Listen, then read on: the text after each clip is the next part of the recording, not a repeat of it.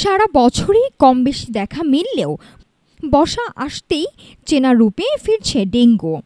চলতি বছরের ৫.৫ মাসেই দেশের ৬৪টি জেলার মধ্যে ৫৮টিতেই হানা দিয়েছে এই মশাবাহিত রোগ। ঢাকার বাইরে এবার সবচেয়ে বেশি উদ্বেগ ছড়াচ্ছে বরিশাল ও খুলনা বিভাগ। বিশেষ করে বরিশাল বিভাগের ৬টি জেলাতেই রোগীর সংখ্যা আশঙ্কাজনক। স্বাস্থ্য অধিদপ্তরের তথ্য মতে চলতি বছর এই পর্যন্ত হাসপাতালে ভর্তি হয়েছেন ৪,৬৮০ জন ডেঙ্গু রোগী, যার মধ্যে প্রাণ হারিয়েছেন ৭ জন। পরিসংখ্যান বলছে গত বছরের তুলনায় এবার আক্রান্ত ও মৃতের সংখ্যা কিছুটা কম হলেও গত এপ্রিল থেকে সংক্রমণ ঊর্ধ্বমুখী।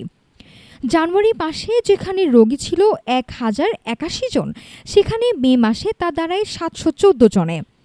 আর চলতি জুনের মাত্র ১৯ দিনে আক্রান্ত হয়েছেন ১,৪৮৩ জন। জনস্বাস্থ্যবিদদের শঙ্কা, জুলাই আগস্টে ডেঙ্গুর সংক্রমণ চূড়ান্তে পৌঁছাতে পারে এবং সরকারি উদ্যোগ জোরালো না হলে এই প্রকোপ অক্টোবর পার হয়েও লম্বা হতে পারে। পরিস্থিতি সামাল দিতে এবার আগেভাগে প্রস্তুতি নিচ্ছে সরকার। মার্চ মাস থেকেই শুরু হয়েছে এডিস মশার লার্ভা শনাক্তে ভ্রাম্যমাণ আদালতের অভিযান। উপজেলা হাসপাতালগুলোতে খোলা হচ্ছে বিশেষ ডেঙ্গু কর্নার। ঢাকার চাপ সামলাতে প্রস্তুত রাখা হয়েছে ঢাকা মেডিকেলের ফিল্ড হসপিটাল। পাশাপাশি ১ লাখ ব্যাগ স্যালাইন মজুত করা সহ বেসরকারি হাসপাতালগুলোতে ১০% শয্যা বিনামূল্যে এবং ডেঙ্গু পরীক্ষায় ৮০% ছাড়ের নির্দেশনা দেওয়া হয়েছে। ইউনিসেফের সহায়তায় চিকিৎসকদের জন্য হালনাগাদ করা হয়েছে ডেঙ্গু চিকিৎসার গাইডলাইন।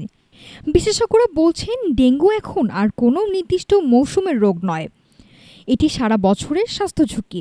তাই সরকারি নজরদারির পাশাপাশি এডিস মশার বংশবিস্তার রোধে ব্যক্তিগত ও সামাজিক সচেতনতাই পারে এই ডেঙ্গুর লাগাম টেনে ধরতে।